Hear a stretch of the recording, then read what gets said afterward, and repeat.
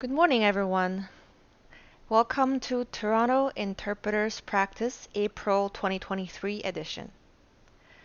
This speech is fueled by coffee, literally and figuratively. The COVID pandemic has reshaped lives and changed habits for all of us. And although things are back to normal, more or less now, I'm sure everyone is sticking with at least one or a few habits that they formed during the days of the Great Lockdown. For me, that habit is making and drinking specialty coffee. When everything was closed, just like everyone else, I had to make my own coffee at home. And that somehow got me into buying specialty coffee. And I felt like that unlocked a whole new world of micro flavors for me in my favorite beverage. I recently saw in the news that artificial intelligence can help determine the flavor of coffee, and I felt curious. So I'd like to spend a few minutes exploring this topic with you, and I hope you will enjoy the speech as much as I enjoy coffee. Let's start with just what specialty coffee is and why flavor matters so much. Specialty coffee may sound like a very vague concept. For some people, it's just good coffee. And if you ask Google, Google is just going to tell you it's just coffee that's been scored above a certain grade. But what makes it good? For me, the distinctions between specialty coffee and its mass-produced counterpart is that specialty coffee is usually small batch. There are a lot of requirements on the beans and where they come from, and also there's great care taken in every step of the process of producing the coffee. Specialty coffee has very distinctive flavor notes. Sometimes you get a cup of, let's say, Ethiopian coffee, and you smell it, and the aroma just kind of jumps out of the cup for you. When you get specialty coffee, it's usually single origin. That means the coffee comes from the same place. Maybe it's the same region in a certain country. Maybe it's from the same farm. And sometimes the coffee can be from the same microlot within a farm that has its own microclimate. Specialty coffee is usually the same variety. The concept of variety in coffee is probably pretty well known. Sometimes you buy a bag of coffee and it says Arabica. Arabica is the species of coffee, but within Arabica there are different subspecies. Sometimes when you buy specialty coffee, you can see it's Gesha or SL28, and these are both names of varieties. It's kind of like apples. There's Granny Smith and there's Fuji, and there are differences in taste and texture, and I'm sure most people would have their own preferences of a few varieties over others. Now, back to coffee. Specialty coffee, single origin, same species, and also within a bag, it's also usually from the same harvest. So when you get this level of consistency, the unique flavor profile of the bean is more preserved and prominent. And every bag you buy, every batch you buy is going to taste different than a different bag. Um, of course, it doesn't taste like coffee with a spoon of syrup added. It's more subtle, and you have to really take your time to taste it to sort of feel the flavor notes. It's just like wine. Specialty coffee also usually means light or lighter roast. As you know, coffee bean is roasted. The green coffee bean, the raw bean, is flavorless, maybe it's grassy, it tastes nothing like the final product. And it's just like cooking, where the longer you cook it or roast it, the more of the chef you're going to taste. And if you cook it for shorter, then the more of the food or coffee bean you're going to taste.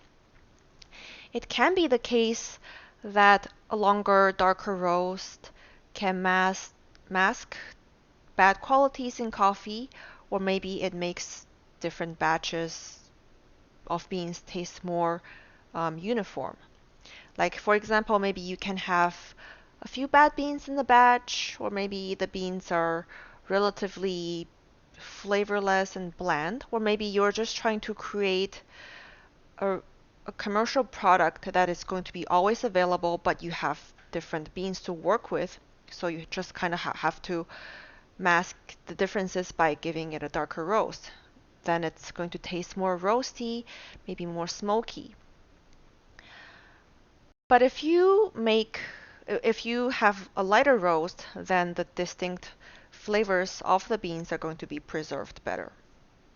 And because of the reasons I gave you, a specialty coffee usually means better quality coffee with great care taken in every step of the process and usually produced in small batches. Now, you might be thinking, okay, that's a lot of words for saying you're a coffee snob. But here's the thing. For consumers, coffee is becoming increasingly like wine. It even has its own flavor wheel, just like wine does. And more people are like me. They're chasing after very particular flavor notes that come with these small batch, carefully produced specialty coffees. For more people, drinking coffee it's no longer like a wake up energy boost or something they drink um, to get through a project, to stay awake. For them, drinking coffee is more like an experience. And this translates to more exacting and specific requirements for flavors for the coffee producers. But the flavor demand can be really hard to meet because, you see, the process of making coffee is very lengthy and labor intensive. You have to first cultivate the tree, then harvest the coffee cherry, the fruit, remove the skin, the pulp, wash it, dry it, and then roast it. And you don't really know the taste of the product until the final step after you roast it and brew the coffee. But what if the flavor is not what you're looking for? Then what? The fruit, as it is growing, and the green bean is going to taste nothing like the final product. So it's very hard to tell what kind of coffee you're going to get at the end. And this is where artificial intelligence can help. Where we humans cannot taste the flavor, artificial intelligence can help us see the flavors. One startup company has refined sensor technology to analyze the chemical composition of the green, raw coffee beans. The process uses near-infrared or NIR sensors to read the spectral fingerprint of the beans. The NIR, near-infrared, measures light transmission and absorption to analyze the components of the materials. And it uses a specific range of wavelengths in the electromagnetic spectrum. The range that NIR uses is just above the range of light that is visible by the human eye. So in other words, they're just barely invisible. And the wavelengths measured by NIR have the best combination of energy, sensitivity, and absorption to be useful for analyzing solid materials. And coffee isn't the first food or beverage that incorporates this technology. And NIR is already being used by some companies to measure and refine spice blends and yeast that is going to be used to make whiskey and beer. So for coffee, after scanning the sample with NIR sensors, Scientists then match the chemical compounds that are responsible for flavor detected in the sensor, in the sample, to the tasting notes that are detected by the taste buds of human coffee tasters. Then they match the chemical compounds to the corresponding flavors on the flavor wheel and then enter this into a database. Training the AI is a very time-consuming step, as even the beans from the same batch or the same sample are not completely homogeneous. So multiple scans have to be made with each sample, and thousands of iterations have to be done with a wide range of coffee beans. The process is made even more challenging as it is very hard to train the AI to detect the fine nuances that humans can taste.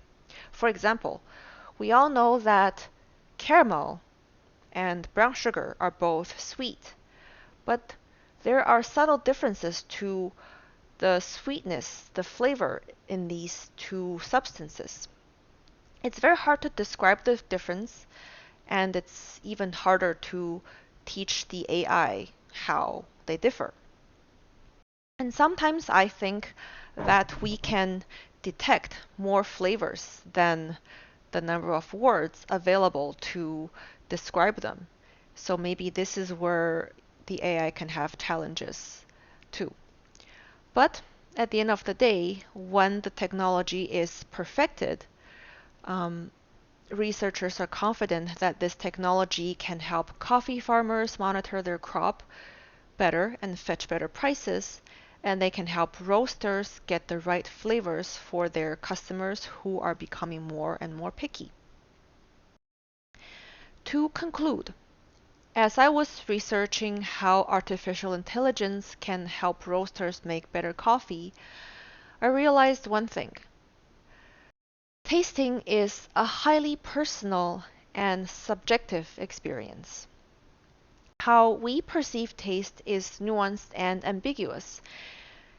If you give the same food or beverage to different people, they will each have their own assessment of what the tasting notes are, and the same person might give you different impressions on different days. And I think that is the beauty of the human experience. So you can't just map our senses and feelings to a rigid formula and expect it to work all the time. The same applies to cultures, languages, and by extension, interpreting and translation. Some experts in the coffee industry believe that artificial intelligence will never come to replace the human tasters who will remain the final and elite quality controllers of the system. But the technology can help producers and consumers have easier access to better quality products. And I think we can perhaps say the same about our industry. Artificial intelligence can help service providers and customers get better quality service. But at the end of the day, the human touch is always going to be irreplaceable. Thank you.